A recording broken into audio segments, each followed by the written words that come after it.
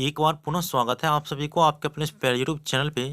आज के वीडियो में बिहार बोर्ड कक्षा 10वीं के स्टूडेंटों के लिए नॉन हिंदी का 50 वीवीए ऑब्जेक्टिव क्वेश्चन बताने वाला हूं, जो कि आने वाले एग्जाम के लिए बहुत ही लाभदायक साबित होने वाला है। इसी प्रकार से मैं सभी सब्जेक्ट का इम्पोर्टेंट ऑब्जेक्टिव और सब्जेक्टिव अपलोड करता रहता हूं। तो यदि आप चाहते हैं मेरे चैनल के माध्यम से इम्पोर्टेंट ऑब्जेक्टिव और सब्जेक्टिव सभी सब्जेक्ट का आप तक पहुंचे, तो आप इस चैनल को सब्सक्राइब कर लीजिए। साइड में बेल आइकन आएगा, उससे दबाकर ऑल नोटिफिकेशन को ऑन कर लीजिए, ताकि जब भी मैं कोई वीडियो अपलोड करूंगा तुरंत आप तक नोटिफिकेशन पहुंच सके। तो आज का जो 50 वीवीए ऑब्जेक्टिव क्वेश्चन बताने जा रहा हूं, इसमें से पहला क्वेश्चन आप लोगों के बीच है, प्रेमचंद द्वारा रचित कहानी है जिसे कथा के सम्राट कहते हैं, उनके द्वारा इसमें से कौन सा कहानी रचा गया है। तो आप लोग याद रखेंगे, अगर आप लोग दूसरा चैप्टर पढ़े होंगे ईदगाह, तो प्रेमचंद जी के द्वारा लिखा गया है। तो प्रेमचंद जी के द्वारा कौन सा कहानी लिखा गया है, तो ईदगाह। इसके बाद दूसरा क्वेश्चन है, बिहारी लाल है। तो आप लोग याद रखेंगे, ये बिहारी के दोहे से लिया गया है। तो बिहारी लाल जो है वो रीतिकाल के श्रृंगारी कवि है, रीतिकाल के श्रृंगारी कवि। तो दो का ऑप्शन बी जो है वो सही आंसर है।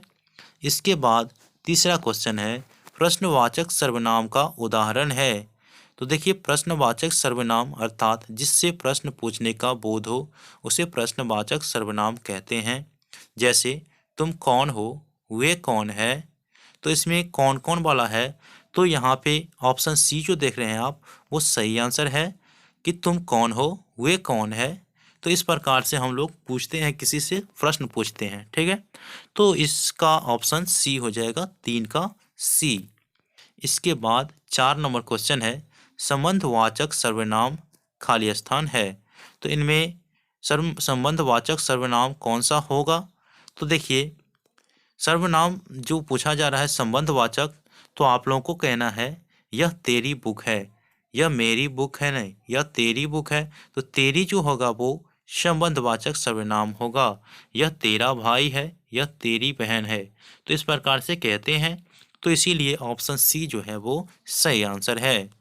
5वां क्वेश्चन है, कर्मवीर पाठ की विधा है। तो देखिए, कर्मवीर एक प्रकार की कविता है, जो कि अयोध्या सिंह उपाध्याय उर्फ हरिओध जी के द्वारा लिखा गया है। तो ऑप्शन ए इसका सही आंसर है, कविता। इसके बाद जो है, मानो दीदी का दुल्हा है। तो देखिए, ये ठेस कहानी से लिया गया है। तो मानो दीदी का दुल्हा जो है वो अफसर है। क्या है, अफसर। ऑप्शन ए इसका सही आंसर है। इसके बाद 7 नंबर क्वेश्चन है, कलिंग का युद्ध कितने वर्ष तक चला। तो ये अशोक का शस्त्र त्याग से लिया गया है। तो कलिंग का युद्ध जो है वो 4 वर्षों तक चला। 7 का डी जो है वो सही आंसर है। इसके बाद 8 नंबर क्वेश्चन है, कविता नहीं है। ऑप्शन ए कबीर के पद, बी पीपल, सी खुशबू रचते हैं हाथ, डी हौसले की उड़ान। तो देखिए, कबीर के पद जो है, जो कबीरदास खुद लिखे हैं, ये एक प्रकार की कविता है। पीपल जो कि गोपाल सिंह नेपाली जी के द्वारा लिखा गया है, ये भी कविता है। खुशबू रचते हैं हाथ, ये अरुण कमल जी के द्वारा लिखा गया है, ये भी कविता है। हौसले की उड़ान जो है एक प्रकार की निबंध है, जो कि पाठ्य पुस्तक विकास समिति द्वारा संकलित है। तो ऑप्शन डी जो है वो सही आंसर है, 8 का डी। इसके बाद 9 नंबर क्वेश्चन है, लेखक के अनुसार ईर्ष्या की बेटी का नाम है। तो ये ईर्ष्या तू न गई मेरे मन से जो निबंध है, रामधारी सिंह दिनकर जी के द्वारा लिखा गया। इसमें ईर्ष्या की बेटी, बड़ी बेटी का नाम निंदा बताया गया है। ऑप्शन डी इसका सही आंसर है। इसके बाद 10 नंबर क्वेश्चन है, खगोल विद्या के क्षेत्र में विश्व प्रसिद्ध है।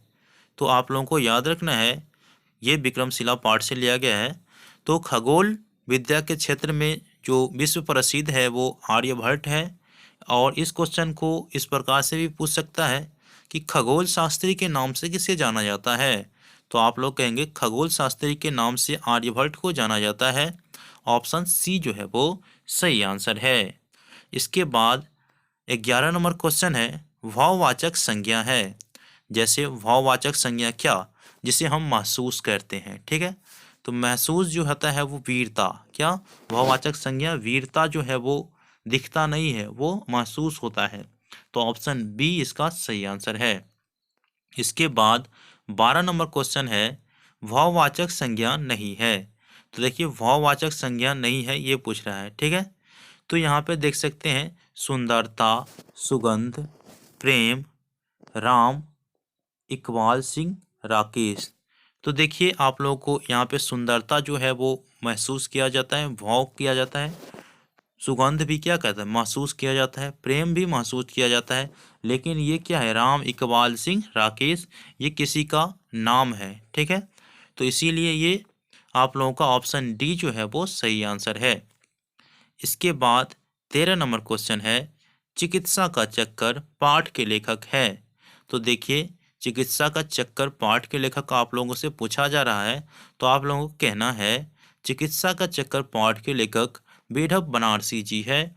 ऑप्शन ए इसका सही आंसर है।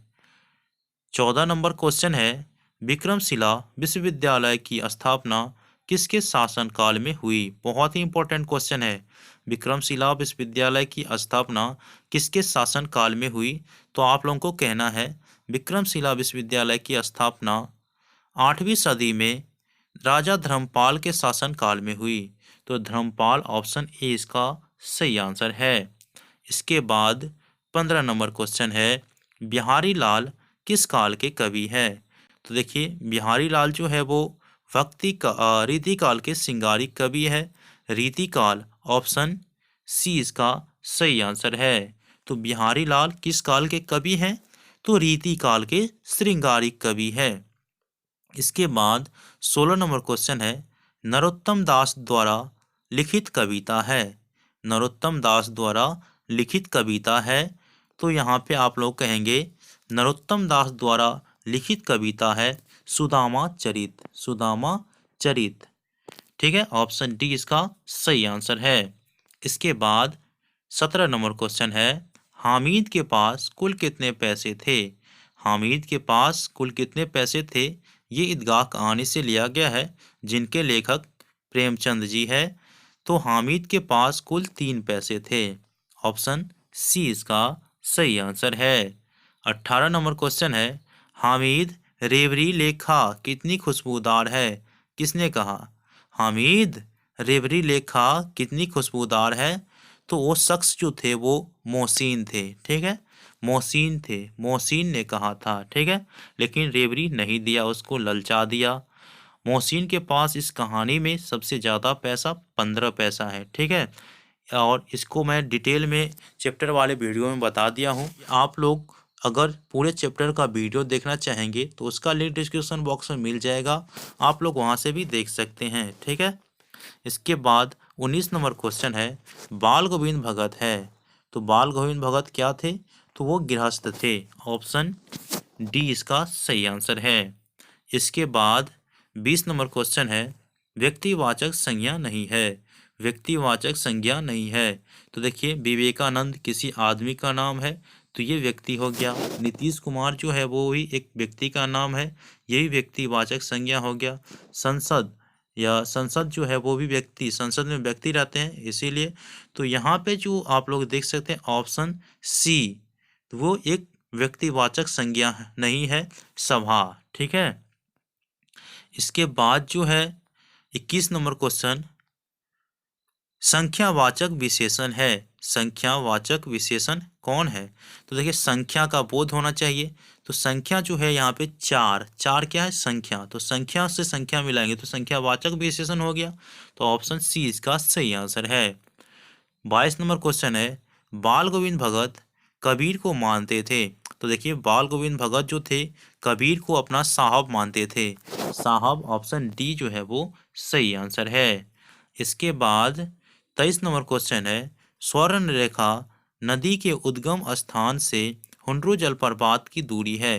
तो देखिए इस क्वेश्चन को आप लोग इस प्रकार से याद रखें कि स्वर्ण रेखा नदी के उद्गम स्थल से जो हुंड्रू जलप्रपात की दूरी है वो कितनी है। तो आप लोग याद रखेंगे कि स्वर्ण रेखा नदी के उद्गम स्थल से हुंड्रू के जलप्रपात की दूरी अगर पूछा जाए तो कहेंगे 50 मील। कितना, 50 मील। ऑप्शन सी जो है वो सही आंसर है। इसके बाद 24 नंबर क्वेश्चन, बाल गोविंद भगत के गांव से नदी की दूरी है। ये वो नदी की बात कर रहे हैं जहां बाल गोविंद भगत रोज स्नान करने जाते थे। तो बाल गोविंद भगत के गांव से जो उस नदी की दूरी थी वो 2 मील थी। 2 मील, ऑप्शन बी इसका सही आंसर है। इसके बाद 25 नंबर क्वेश्चन है, 8 भेद हैं। तो किसके 8 भेद होते हैं? ये व्याकरण खंड से है। तो आप लोग याद रखेंगे कारक के जो है 8 भेद होते हैं। तो कारक इसका सही आंसर ऑप्शन ए होगा। इसके बाद 26 नंबर क्वेश्चन है, के लिए चिन्ह प्रयुक्त होता है। देखिए के लिए किसके लिए, तो ये कारक का ही एक टॉपिक में है। तो यहाँ पे है कर्म कारक में, अधिकरण कारक में, संप्रदान कारक में, संबंध कारक में। तो देखिए आप लोग याद रखेंगे कर्ता ने कर्म को करण से संप्रदान को के लिए। तो संप्रदान कहाँ पे है? तो ऑप्शन सी में। तो सी जो है वो सही आंसर है। इसके बाद जो है 27 नंबर क्वेश्चन, हुंड्रू का जलप्रपात किस राज्य में पड़ता है? तो आप लोग याद रखेंगे हुंड्रू का जलप्रपात जो पड़ता है वो झारखंड में पड़ता है। झारखंड के रांची, और रांची के जो हुंड्रू होता है वहाँ पड़ता है छोटा नागपुर में। ठीक है, तो झारखंड राज्य में पड़ता है। इसके बाद 28 नंबर क्वेश्चन है, संजू के लिए डायरी किसने खरीदी? देखिए संजू के लिए डायरी उनके पिताजी ने खरीद कर दिया। तो ऑप्शन बी इसका सही आंसर है। इसके बाद 29 नंबर क्वेश्चन है, संजू पिकनिक गई। तो ये दीदी की डायरी से लिया गया है। तो इसमें संजू जो है वो 3 जनवरी को पिकनिक गई, 3 जनवरी 1997 को। ठीक है, ऑप्शन सी इसका सही आंसर है।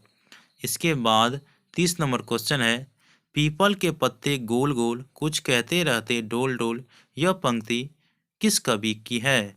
तो देखिए पीपल कविता के है ये। तो यू पीपल कविता के लेखक अगर पूछा जाए तो गोपाल सिंह नेपाली है। ऑप्शन सी इसका सही आंसर है। 31 नंबर क्वेश्चन है, जो रहीम दिन ही लखे दीन बंधु सम होय, यह पंक्ति किस कवि के लिए उद्दित है? तो देखिए जो रहीम दिन ही लखे दीन बंधु सम होय, यह जो पंक्ति है वो सूर्यकांत त्रिपाठी पर सटीक बैठता है। सूर्यकांत त्रिपाठी अर्थात दीनबंधु निराला, तो उस पर ये सटीक बैठता है और उन्हीं के लिए ये पंक्ति उद्दित है। ऑप्शन सी इसका सही आंसर है। इसके बाद 32 नंबर है, संधि के भेद हैं। तो देखिए संधि के कितने भेद होते हैं ये पूछ रहा है। तो कहेंगे संधि के 3 भेद होते हैं, स्वर संधि, व्यंजन संधि और विसर्ग संधि। ऑप्शन सी इसका सही आंसर है। 33 नंबर क्वेश्चन है, स्वर संधि के भेद हैं।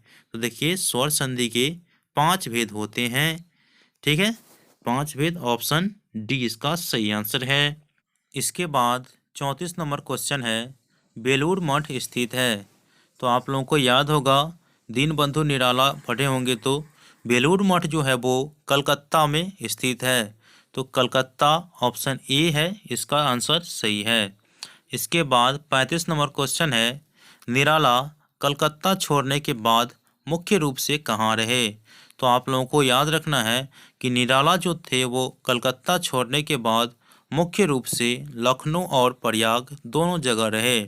तो लखनऊ ऑप्शन ए में है और प्रयाग ऑप्शन बी में है। तो ऑप्शन सी जो है वो ए एवं बी दोनों।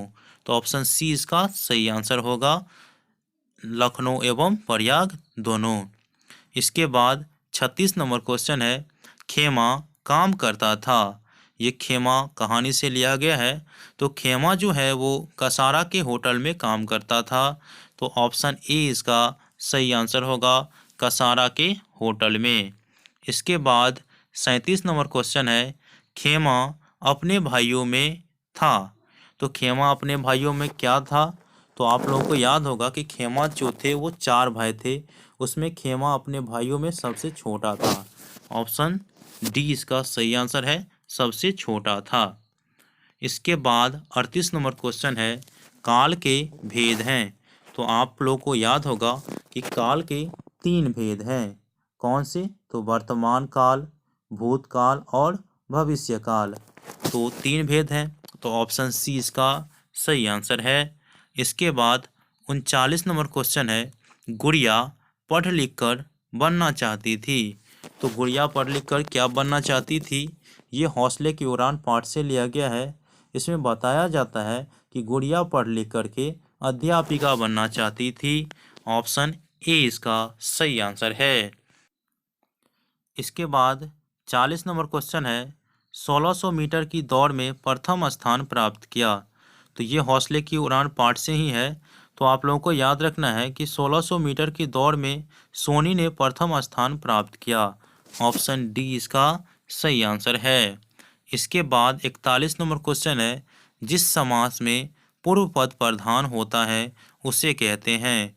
तो आप लोगों को याद रखना है कि जिस समास में पूर्व पद प्रधान होता है उसे हम अव्ययी भाव समास कहते हैं। लेकिन यहाँ पे अव्ययी भाव तो है नहीं, तो आप लोगों का ऑप्शन डी जो होगा वो सही आंसर है। इसके बाद 42 नंबर क्वेश्चन है, जिस समास में उत्तर पद प्रधान होता है उसे कहते हैं। तो देखिए, जिस समास में उत्तर पद प्रधान होता है उसे तत्पुरुष समास कहते हैं। ऑप्शन सी इसका सही आंसर है। इसके बाद 43 नंबर क्वेश्चन है, कर्पूरी ठाकुर का जन्म हुआ। तो आप लोगों को याद रखना है, कर्पूरी ठाकुर का जन्म 24 जनवरी 1924 को हुआ। 24 जनवरी 1924 को हुआ। अब आप लोग कहिएगा कि सर हमारी किताब में तो कर्पूरी ठाकुर का जन्म 24 जनवरी 1921 ही है। तो जी हाँ, तो आप लोगों को किताब में होगा 24 जनवरी 1921। लेकिन आप लोग कहीं भी सर्च करिए, गूगल पे सर्च कर लीजिए, जहाँ तहाँ सर्च करिएगा तो उनके फ़ोटो पे भी मिलेगा आपको 24 जनवरी 1924 उनका जन्म। ठीक है, तो इस हिसाब से आप लोगों को एक और कंक्लूजन बता देता हूँ कि अगर उनके माता पिता ने 6 साल की उम्र में उनको पहला में नाम लिखाया और उन्होंने 1940 में मैट्रिक की परीक्षा पास किया और 1942 में इंटर की परीक्षा पास किया, तो मैट्रिक को पास करने के लिए 10 साल लगता है कि नहीं लगता है? तो 6 साल और 10 साल 16 साल में मैट्रिक परीक्षा पास होता है। तो इस हिसाब से 24 में होगा। और जहाँ तहाँ सर्च करिएगा तो आपको कर्पूरी ठाकुर का जन्म 24 जनवरी 1924 ही मिलेगा। हम कह सकते हैं कि हमारे जो बुक में टाइपिंग हुआ है वो मिस्टेक है और यहाँ पे 21 के जगह पे 24 होना चाहिए था। तो इस हिसाब से हम 1924 कर सकते हैं। ठीक है, ऑप्शन डी इसका सही आंसर है। इसके बाद 44 नंबर क्वेश्चन है, बालक कर्पूरी ठाकुर की विशेष रुचि थी।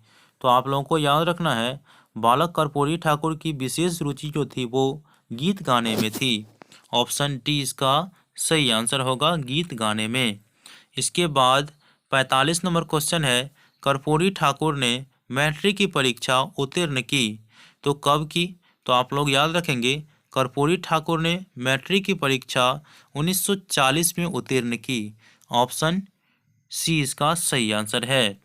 उसके बाद 46 नंबर क्वेश्चन है, लक्ष्मीबाई रानी थी कहाँ की? तो यहाँ पे देखिए, लक्ष्मीबाई रानी जो थी वो झांसी की थी। तो ऑप्शन बी इसका सही आंसर है। इसके बाद 47 नंबर क्वेश्चन है, लक्ष्मीबाई के बचपन का नाम है। तो आप लोगों को याद रखना है कि लक्ष्मीबाई के बचपन का नाम जो थी वो छबीली थी। छबीली इसका ऑप्शन बी है सही आंसर। इसके बाद 48 नंबर क्वेश्चन है, सही वाक्य है। तो सही वाक्य यहाँ पे दिया गया है, सब्जी ताजी है, सब्जी ताज़ा है, यह सब्जी मेरा है, यह सब्जी हमारा है। तो मेरा, हमारा, ताज़ा, ताजी, सब्जी ताजी है। ऑप्शन ए इसका सही आंसर है। इसके बाद 49 नंबर क्वेश्चन है, सिंहासन हिल उठे राजवंशों ने भृकुटी तानी थी, यह पंक्ति उद्दित है। तो आप लोगों को याद होगा कि सिंहासन हिल उठे राजवंशों ने भृकुटी तानी थी, बुंदेले हरबोलों के मुँह हम ने सुनी कहानी थी, खूब लड़ी मर्दानी वो तो झांसी वाली रानी थी। ऑप्शन डी इसका सही आंसर होगा, झांसी की रानी से। इसके बाद 50 नंबर क्वेश्चन है, सपूत में उपसर्ग है। तो देखिए, सपूत, सपूत, सपूत में उपसर्ग पूछ रहा है। ठीक है, तो आप लोगों को याद रखना है कि सपूत में जो है वो 100 उपसर्ग है। ठीक है, तो ऑप्शन सी इसका सही आंसर है। इस प्रकार से हमने 50 इंपॉर्टेंट ऑब्जेक्टिव क्वेश्चन आप लोगों को बताया हूँ। आशा करता हूँ कि जितना भी इंपॉर्टेंट ऑब्जेक्टिव क्वेश्चन बताया हूँ वो आप लोगों को पूरी तरह समझ में आया होगा। और आप लोग कमेंट बॉक्स में हमें ये भी बताइए कि आप लोगों को वीडियो कैसा लगा। मिलते हैं अगले वीडियो में, तब तक के लिए धन्यवाद। जय हिंद, जय भारत।